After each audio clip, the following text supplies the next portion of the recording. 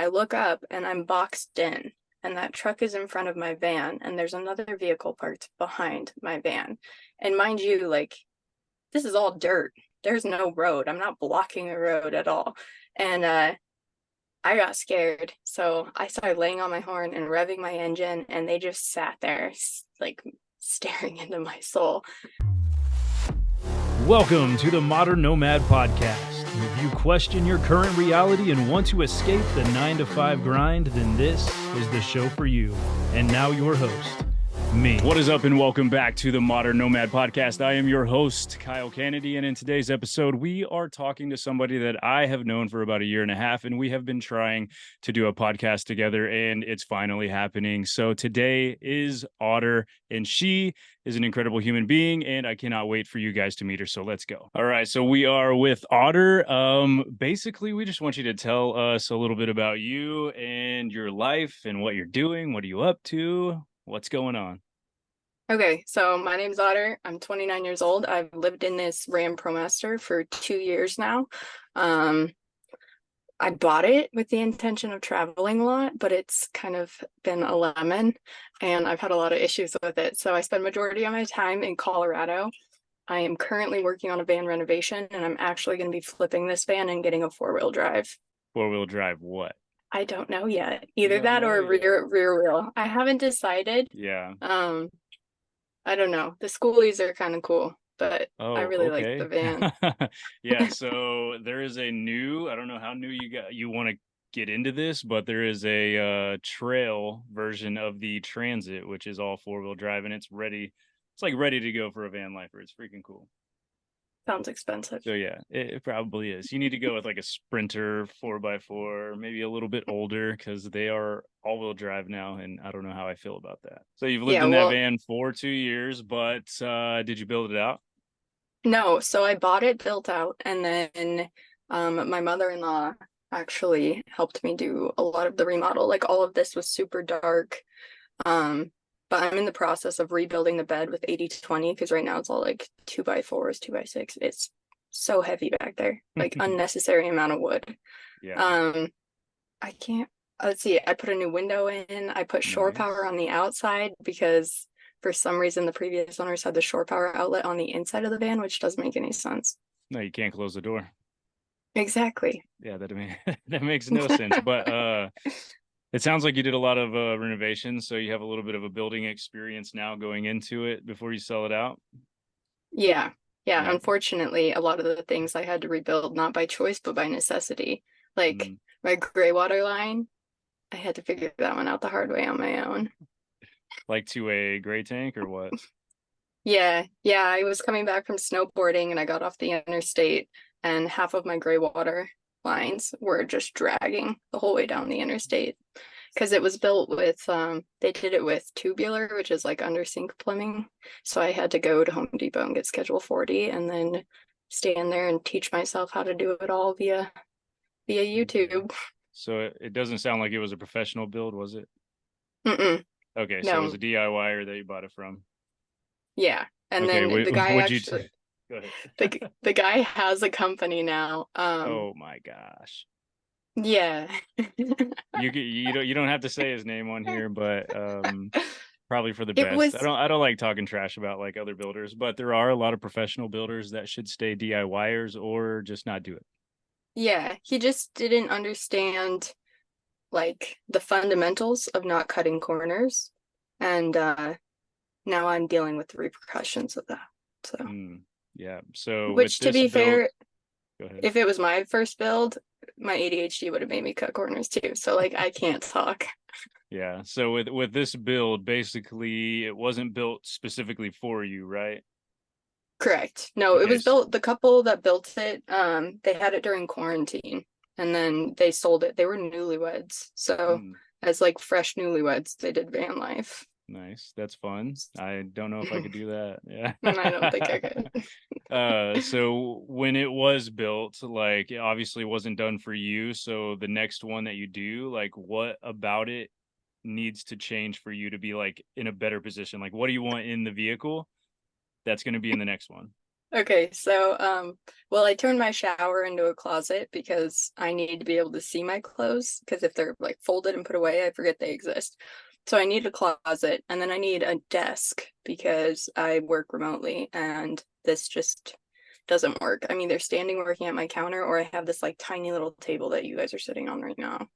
So those are two major things. Also I'm really tall and I hit my head when I'm on my bed all the time. So I need to lower my bed for sure. Yep, that is a very common occurrence, especially since you have to fit so much underneath the bed anyways, your garage space, if you will. You've got like snowboards and everything down there, don't you? I've got snowboards, ice hockey gear bag. Right now there's a paddle board in there. Pretty much all the sports equipment. Like, yeah. Said something about working remotely, and that's what this podcast really is about, is like escaping the normal lifestyle and moving into van life. But people are pretty much worried as to like how they're going to make money on the road or what they're going to do. So can you tell us a little bit about what you do? Yeah. So I originally got certified in sports medicine to be a personal trainer. And then I took all my business virtually. So that was funding my lifestyle for a while. But it kind of lost the passion for me. I am a widow, and that's kind of what got me into van life. And so I started a mental health advocacy clothing brand. So that's one form of income right now. And I work directly with, um, depending, but work directly with foundations that are built around like veteran suicide awareness and stuff like that. So a portion of those proceeds go to certain foundations. And let's see, those are the things that I'm making money off of right now. I have a few passion projects in the work, but they're not funding anything yet. So You want those to are the talk about ones. them? Sure, kind of. So there's one that's in the works. I actually had somebody reach out to me. She's another content creator on TikTok, and we are going to look into hosting Trova trips together. So that's going to be one. And then I'm also working on a book right now. Kind of the reason why I started going viral on TikTok is because I am a widow of suicide, and so I've learned a lot of life lessons since then, and that's the bones of the book is life lessons from a widow. Okay, so the book like is in the process right now. It's not out. Okay. Right. Yeah. How far are you? I've been taking it slow. I was like nose to the grindstone there for a bit, and it made me fall into a really bad depression because it brings up a lot. So whenever I feel like able mind, I'm able to sit down and write. At this trajectory, it'll probably be a year before it's released. Okay. So, well, if you are watching this 1 year from the middle of July, it'll probably be out. There will be a link in the bio. You can go get that. I don't know what the book will be called, but you can get it there. So let's talk about the nonprofits you said you worked for. So are these like just like a part-time gig whenever they have events? Like what do you do for them? Like, or is it fully remote?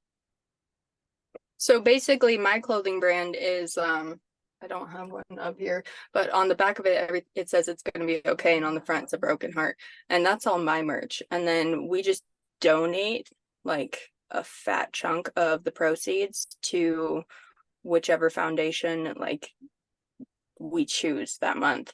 There's a company out of Longmont that is looking into making that a permanent thing and actually kind of running it for me because they already donate like every month. So they were looking at partnering with me, but 22 a Day or the Tilva Halla Project is one of them. And then there's another local one that was in Fort Collins, and unfortunately they did recently shut their doors due to personal reasons. But yeah, they were also a veteran that was struggling with their mental health, and I think running their own business like that was a bit much. But yeah, and then the girl that I'm actually hosting Trova trips with is a veteran as well, who also has PTSD. And so we kind of got connected because she also started like a veteran version of Outsiders Together, which is like an outdoorsy group where solo adventurers get together, but hers is strictly for veterans. So now not only are we partnering up for Trova, but we're looking at doing like a merch drop together too. Very cool. So you mentioned Trova, which I know what that is, but can you tell everyone else what that is? Yeah, so we're still really fresh into it, but basically, I would be your host, and then I would host a trip through Trova to, like, say, Greece, and then you guys, however many people signed up, would get to come with. And it's basically all run through Trova, and then I would just be the one facilitating everything. I would kind of be like the party mom. Like, yeah. That's a good way to look at it. So I was talking to Zach at Zova, or not Zova, Trova, quite a bit ago about hosting a trip. I just didn't feel like it was something that I could do at the moment, but I think it's a really cool opportunity because basically what happens is like you get a poll figuring out like where your friends or people would want to go.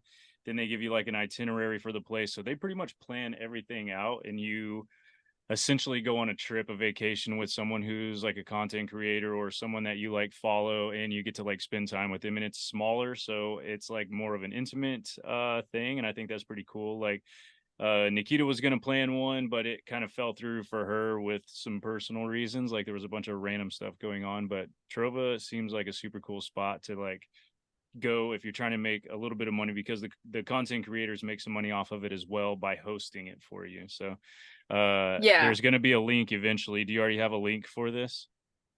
I don't currently. Bree does. We're Okay. actually supposed to discuss it this week, and then we'll be Okay. launching it on our social media. So you're the first person.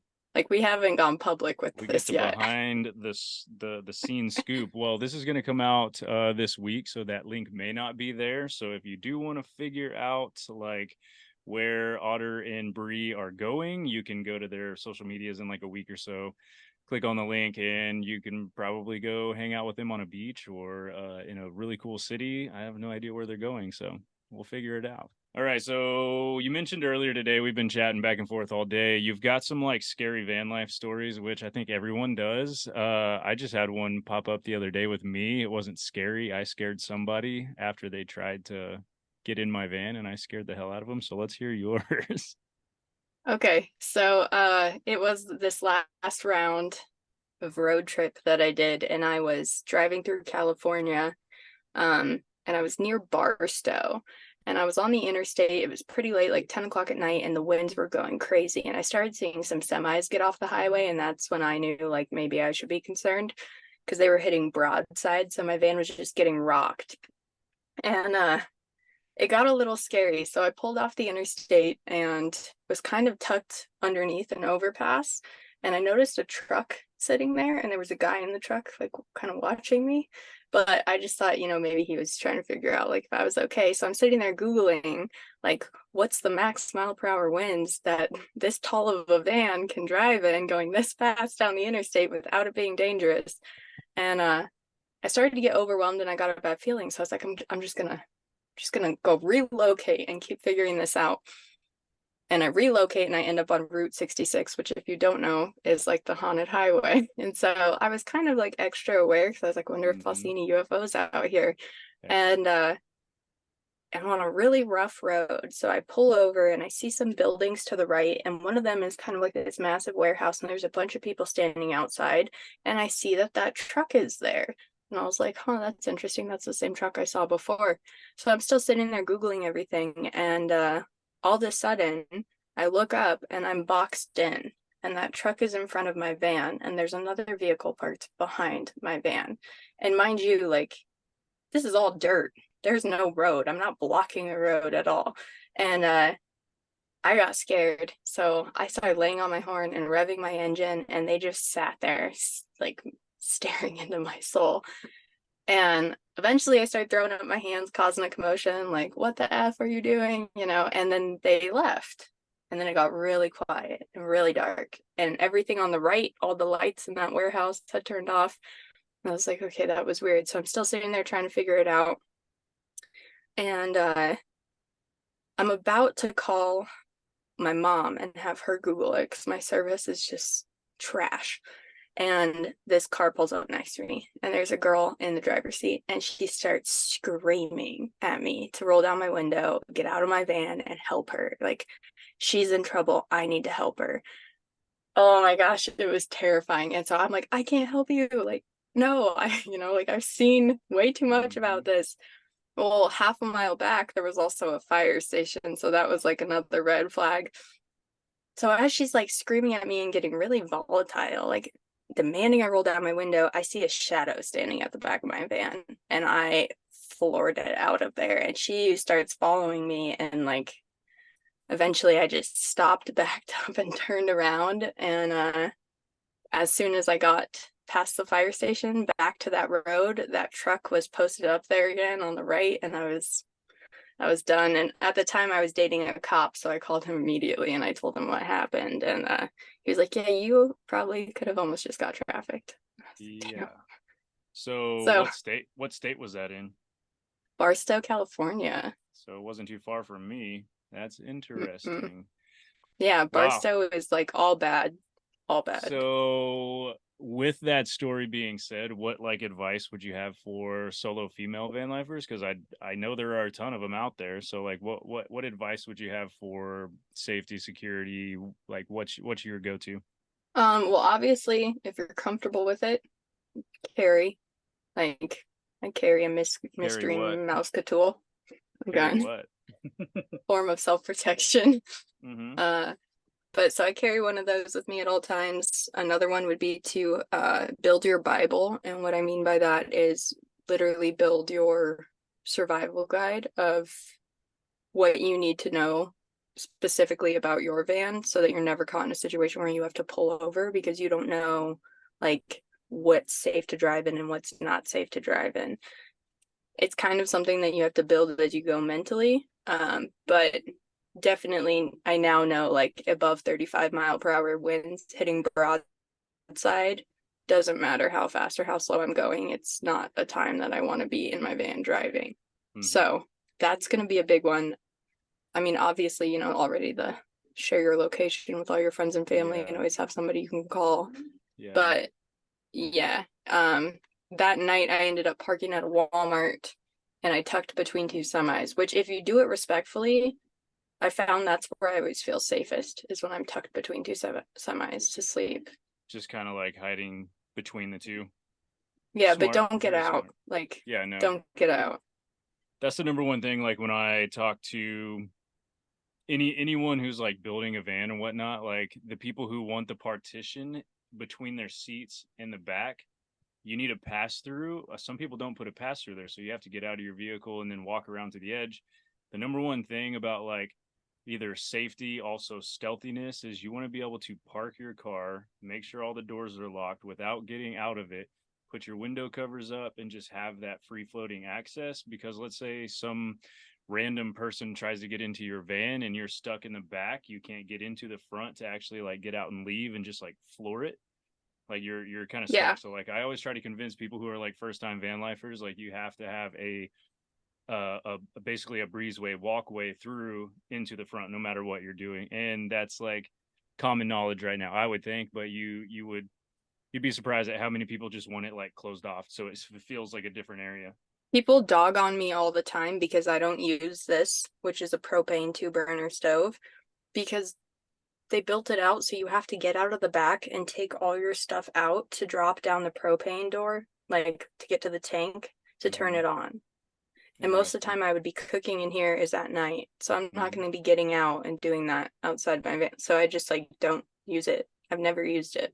I would say like majority of the time when I'm actually like, even for myself, like a solo male, whatever, like you don't get out of your van late at night unless you're like in a really public place or like you plan to go somewhere. Like if I park on the beach, majority of the time I'm trying to be as stealthy as possible. That's why I had my van wrapped from white to like a super dark blue, is I blend in with everything and I don't have to get out. My window shades are all black. My windows are tinted. No one ever knows I'm there except for the fact that I have massive solar panels up there. You can tell someone sleeps here, but the word stealth and high roof vans do not go together. So anytime you see a YouTube video that says stealth camping in a van, it's a lie. You're not stealthy. Everyone knows.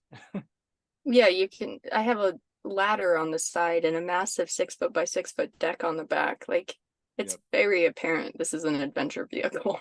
Exactly. Yeah, no, people know stealth and high roof vans do not go together. What's like you mentioned earlier that being a widow kind of like, I wouldn't say inspired, but like kind of moved you in the direction of like moving into a van. So do you care to share any more about that part?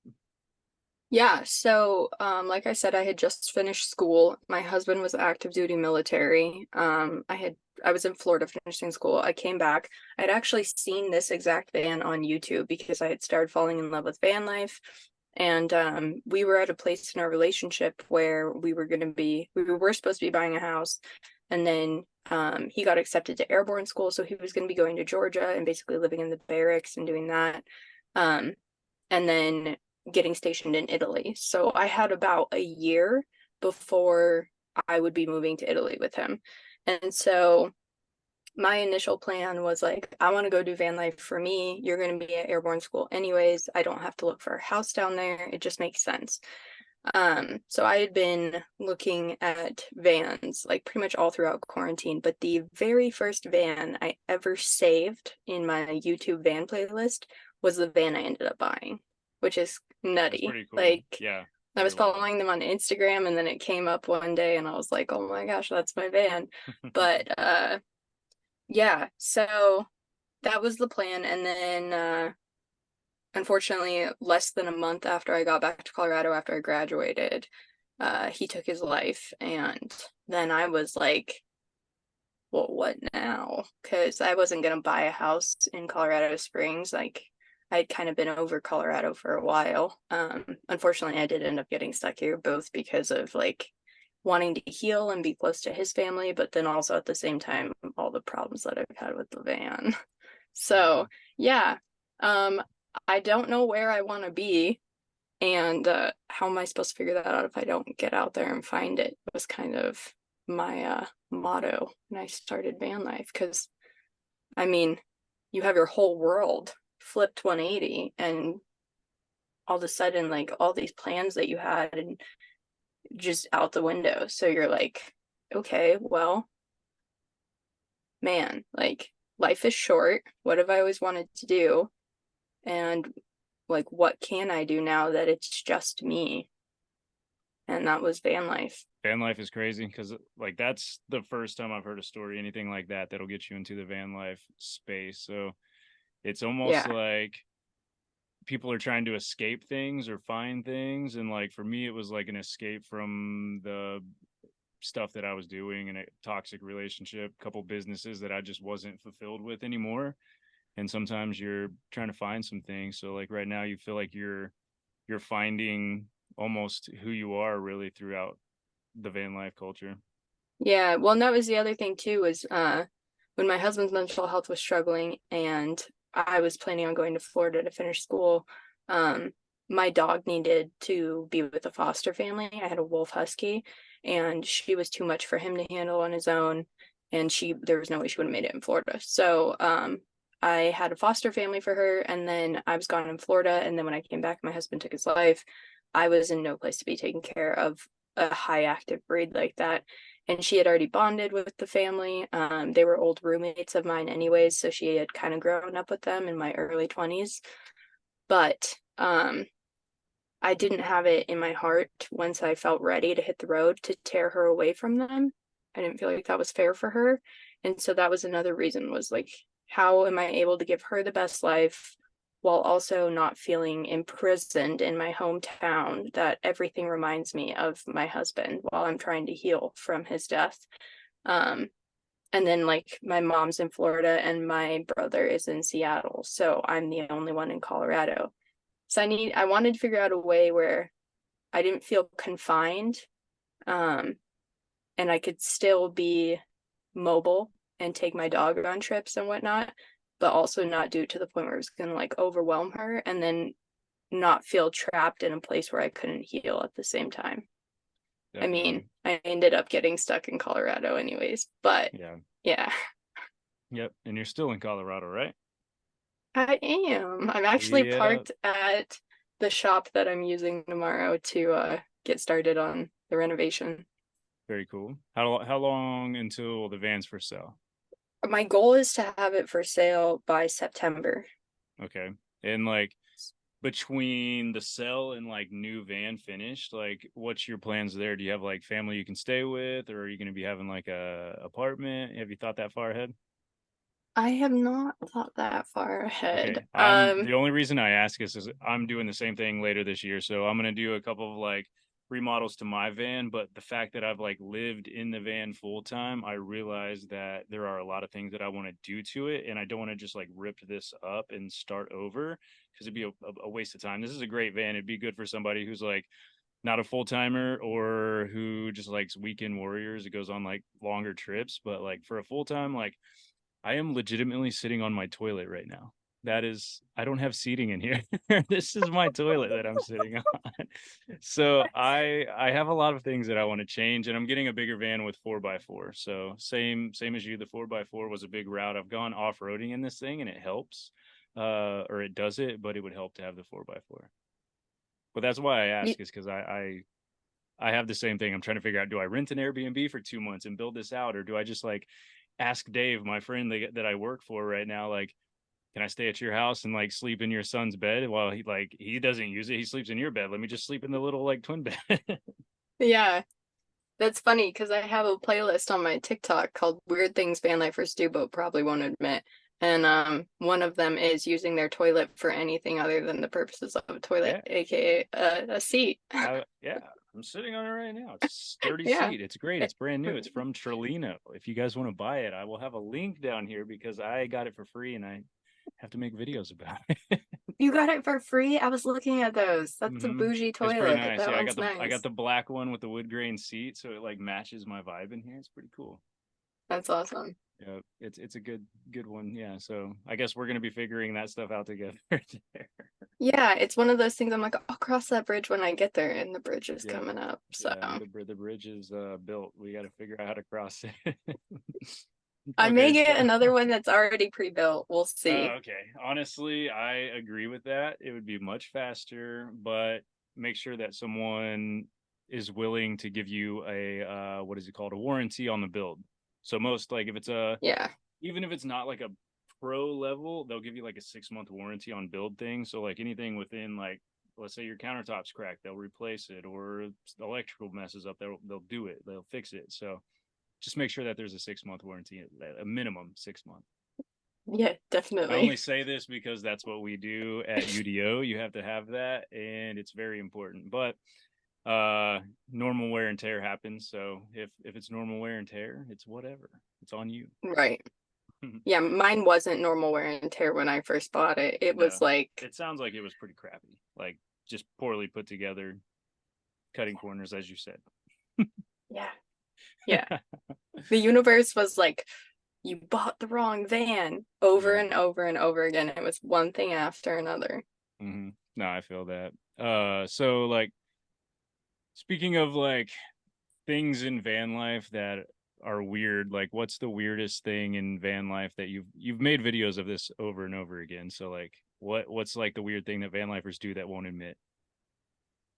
They don't wash their sheets.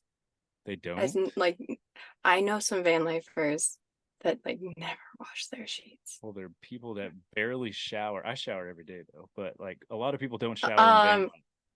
yeah, I was like, they're gonna have to learn the hard way because like, what if you get like bed bugs or mold? I don't know. That's just funky. Like, and Mm, especially if you're single and you're dating and then you're having randos in your bed, like, what are you doing? yeah, wash your Come on sheets now.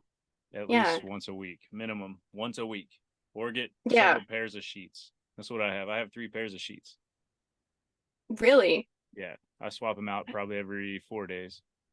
See, I just have like, I just don't have the room for that because I didn't know how to I don't pare have. pare down my hoodie collection. So I Oh have like gosh, yeah. 40 hoodies in here. My hoodies are hanging from the little coat racks on the side over here on the front. Yeah, mine are all over. Oh gosh, no. Oh gosh. Let's talk about something that's like kind of like a positive thing about van life, like a blessing. Like what's been the biggest blessing so far since you've been living in the van life, like 2 years or so? Easy. Okay, so I've got really bad ADHD and I love to travel. It's a really strange combination because traveling is one of the number one things that like stresses me out to the point where I will shut down. Not only physically I can't function, but like I get so stressed, like my digestive system stops, everything. It's bad. And so people are always like, if traveling stresses you out that much, like why did you do van life? And the reason is because like flights stress me out. Packing stresses me out. I have ADHD and I want to be prepared for everything because my mind, you never know when I'm going to be in the mood to do something crazy. And then I'm like, oh man, I don't have that with me because I had a suitcase. So, definitely managing my ADHD while being able to travel because I have everything that I could want or need with me at all times. And it makes life like so less stressful, especially as somebody who's chronically late. Like, I can just show up on time to things, and then when we get like a break, I can come out to my van and finish my morning like during the break and then go back and but it's that like is one of you the have best to things ever. pack all that stuff into your car and then out of your car. It's just so staying organized while traveling, while having the luxury of everything I could possibly think of that I might need with me. No, I fully agree with that. You know that feeling like when you're packing to go travel somewhere and you always feel like you're forgetting something? That feeling still doesn't go away in the van. Like I was leaving San Diego to go out to Colorado like a couple weeks ago, and like as I was leaving, I was like, God, I feel like I forgot something. And I'm like, I have my entire house with me. Like, what am I thinking? And then like it comes back like an hour later. I'm like, did I forget something? Like, what would I forget? But guess what? I did forget something. What do you forget? I forgot the charger for my movie projector. And we were going to That's a use the movie bummer. projector in the mountains, but luckily I have two of them. So I have this one, which is the one that I forgot the charger for, and I wanted to use that one, but I had to use this one right here. Oh yeah, And that other one the big one is is, legit. oh gosh, yeah, sound on that, video on I that reached is so good. I reached out to that company. I was like, hey, you want me to do some UGC for you? Yeah, no joke. Well, let me tell you, they're incredibly difficult to work with. I have another friend that did paid promo for them, and he said the same thing. Yeah, that's how it was. Are you talking about gosh, Jake? Yeah, Jake from State Farm. Yeah, so Jake in a van. No, he has a sailboat now, but he did it as well. Is it And so like, now? yeah, so like I saw his videos and I was like, it almost looks exactly like mine because they want you to stay on script. They want you to say this, this, this, this, this. That's one of the bad things about being like a content creator when you're getting paid for videos is like some companies will script out everything you say, and it is the most annoying thing ever. It would be better if they just let you continue to use your creativity and allow you to do the video that you want to do. Are you going to say the things that are like the features? Yeah, but are you going to do it in a different way? Yes. So like it was very Yeah, difficult because you want it to feel authentic to your audience. Otherwise, they're going to be exactly. like, this is an ad. The Yeah, it's best just an ads ad. are when you don't realize it's an ad. That's what I always try to tell them, but they don't care and they just want it like they want it done their way. And I'm like, all right, well, if I would have known that before I signed the contract, I would have not done it. And it's not worth it. Like, are those cool to have? Yes, but are they worth losing? Because you'll lose followers when you start posting ads like that. And I'm like, I don't want to lose the people that I've worked so hard to like gain. So I don't understand anything. Yeah, Like, I know. I almost unfollowed you. I was like, ew, gross. All he does is post ads. I know. I just got a bunch of products that I have to film for this week, but that's another thing I do. That's based. I do UGC and product promotion too. So I make money through TikTok and videos on social media. Yeah, that's something like it's very common. Like once you start van life, if you're doing videos at all, like it's a very popular subject. So a lot of people will follow you, and then you start gaining the attention of brands. And so if like obviously like this conversation is great because that's not what you do fully. And a lot of the people that I've had on here, like I've had Jared Tachi and Ryan Toomey and a few others like Abby, like they all make money off social media, and that's pretty much it. And so it almost seems unrealistic to live van life. Aren't they mostly van life content creators too? Exactly. Because mine's a mixture. Mine started as van life, but like my passion is speaking about mental health. Yeah. And ADHD. So I'm like an ADHD. Well, that goes along with mental health. I know, but you talk about it a lot. Can you hear that car beside me? Because it affects me a lot. Yeah. No, you're good. Okay, good. There is a I'm gonna guess it's probably a Honda Civic 1994 with like some really weird tiny wheels and like a big glass pack muffler on it. It is loud. That's the perks of I filming a love that. podcast while I'm in a parking lot at Planet Fitness right now.